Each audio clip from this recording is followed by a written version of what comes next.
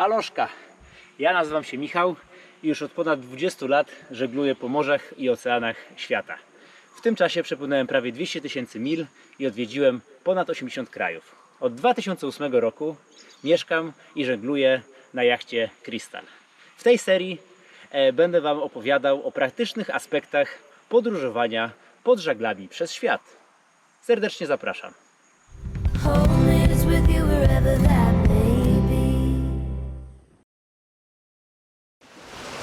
Aloszka. Na początek wielkie dzięki za ciekawe pytania i tematy, na które mogę odpowiedzieć. Mijają właśnie dzisiaj 4 doby z hakiem, jak wypłynąłem z Honolulu.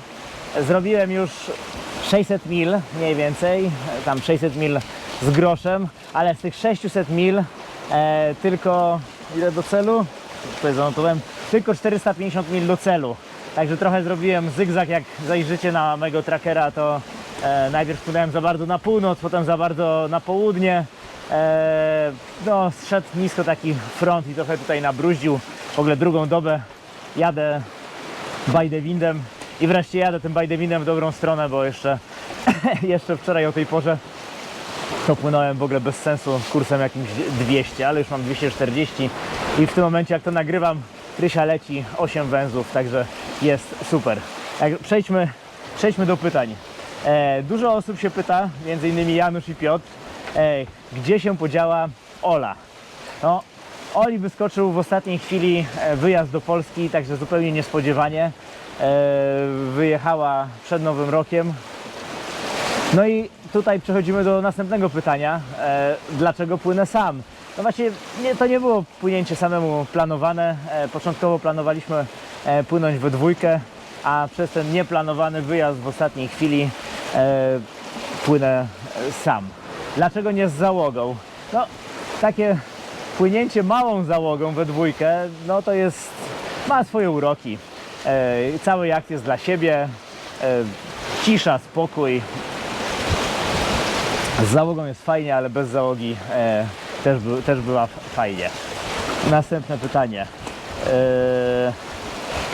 Jak wyglądają zapasy żywności, wody, paliwa i alkoholu oraz jak to wygląda cenowo? Czy można spytać o koszty cumowania? No to jak wyglądają zapasy żywności i jak to wygląda cenowo? Na Hawajach jest potwornie drogo. Mimo że nie kupiłem praktycznie żadnych puszek, to myślę, że spokojnie wydałem $1500 na jedzenie i głównie w dużej mierze to jakieś właśnie sery, warzywa, owoce. No dużo mam tego. Puszek już mieliśmy na pokładzie mnóstwo, dlatego nic nie kupowałem. Nie będę tego pokazywał, bo po prostu to jest po całym jachcie pod podłogą zaształowane, więc trzeba by tutaj pół jachtu rozbierać, ale jest tego mnóstwo. Zapasy wody i paliwa. Wodę mamy na Krysi teraz 600 litrów, a paliwa 650. No i z wodą to się specjalnie nie martwię, bo jest odsalarka i dzisiaj, korzystając ze spokojniejszego dnia, dobiłem do pełna, więc to, czy ten zbiornik ma 600 czy 400, nie ma to znaczenia, bo i tak robię wodę na bieżąco. Od startu średnio zużywam 40 litrów dziennie. To jest śmieszna ciekawostka, że im mniej osób, tym więcej tej wody wychodzi na osobę. We dwójkę z Olą zużywaliśmy średnio 60. W 8 osób przy takim używaniu na bogato, na maksa zużywamy 200. No więc widać, że im mniej osób, tym więcej wychodzi na głowę, bo jednak te same garki, to wszystko trzeba pozmywać i myślę, że to się z tego bierze. Alkoholu nie mam żadnych zapasów. I czy można spytać o koszty cumowania? No w trakcie płynięcia nie cumuję wcale, no więc koszty zerowe. No a jeśli chodzi o koszty cumowania na Hawajach przed startem, no to marina w Honolulu za 48-stopową Krysię kosztowała 40 chyba $2. No i tu następne pytanie Klaudii. Jakiej długości jest jacht? No to jacht właśnie 48 stóp, czyli na metr 14,5 metra. Rozumiem, że podczas tego samotnego etapu będziesz używał jakiegoś samosteru. Proszę o więcej info. Jakie plany na drugą połowę roku? No więc jak widać na filmiku, tak, używam samosteru, używam elektrycznego autopilota Raymarine. No i ten autopilot steruje cały czas.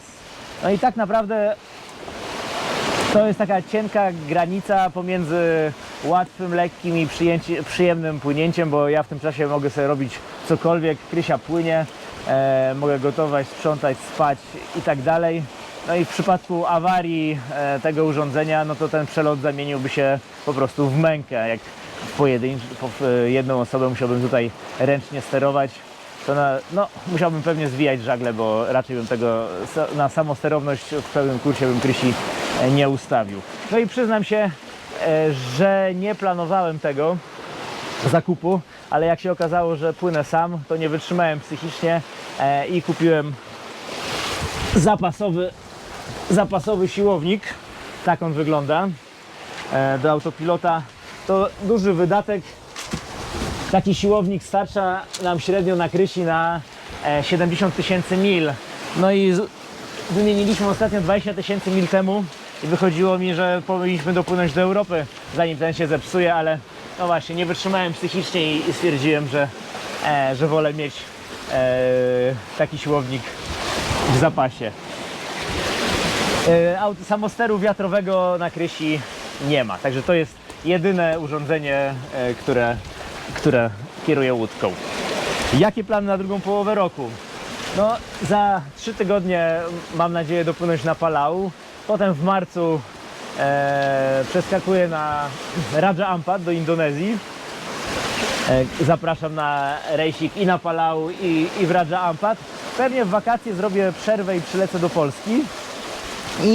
I potem na Raja Ampat rejsik we wrześniu, po czym przeskakujemy na Filipiny zapewne w połowie października i od połowy października do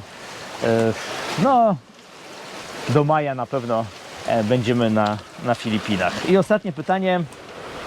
Jak w trakcie rejsu rozłożysz spanie, przerwy i jak Twoje samopoczucie, energia i koncentracja? No więc raczej płynę tutaj przez pustkowie, więc śpię w miarę normalnie. To znaczy w ciągu dnia nie śpię w ogóle, czasem jakaś tam drzemka pół godziny czy godzinkę po obiedzie. Natomiast w nocy śpię w miarę normalnie, wstaję co 2 godziny, sprawdzam na tablecie otoczenie, czy nic nie płynie.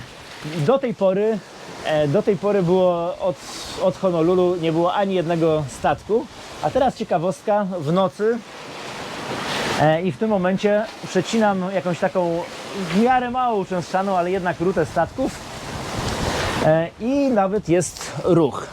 I tutaj właśnie cały czas w środku mam włączony tablecik i tutaj te 2 zielone, mam nadzieję, że to widać, to są statki.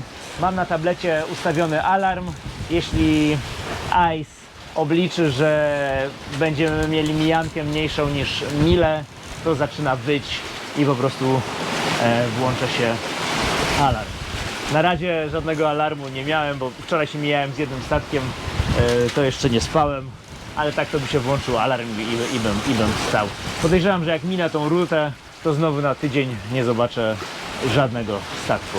Także już nie przynudzam. To tyle. Mam nadzieję, że na wszystko odpowiedziałem. Jak jeszcze są jakieś tematy, których jesteście ciekawi, to piszcie w komentarzach. A tymczasem trzymajcie się. Ahoj i trzymajcie kciuki i do następnego tygodnia. Na razie. Mamy nadzieję, że podobał Ci się ten odcinek. Jeśli tak, to poprosimy o łapkę w górę i pamiętaj, aby subskrybować nasz kanał. To dla nas bardzo ważne. Jeśli chciałbyś jeszcze nas w jakiś sposób wesprzeć, zostań naszym patronem w serwisie patronite.pl.